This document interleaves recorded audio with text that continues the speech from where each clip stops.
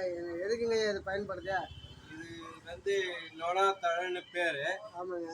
இது வந்து இந்த காய் வந்து ஒரு அரைப்படி எடுத்து ஒரு மரக்கட்டையில் நசுக்கணும்.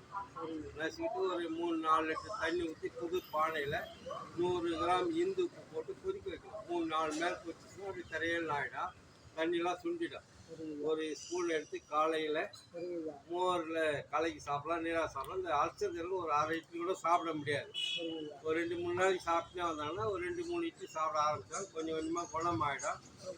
வயிறு பூரா அல்சர் இருக்கிறவங்க நைட் என்ன பண்ணும், பல் வலிக்கிட்டு கொஞ்சம் தேங்காய் எண்ணெய் ஊற்றி வாய் கொப்பிடிச்சிட்டு படுத்துட்டாங்கன்னா இந்த அல்சர்லாம் கொஞ்சமாக அப்படியே குறைஞ்சிட்டு வரும், படிப்படியாக சரியாயிடும்.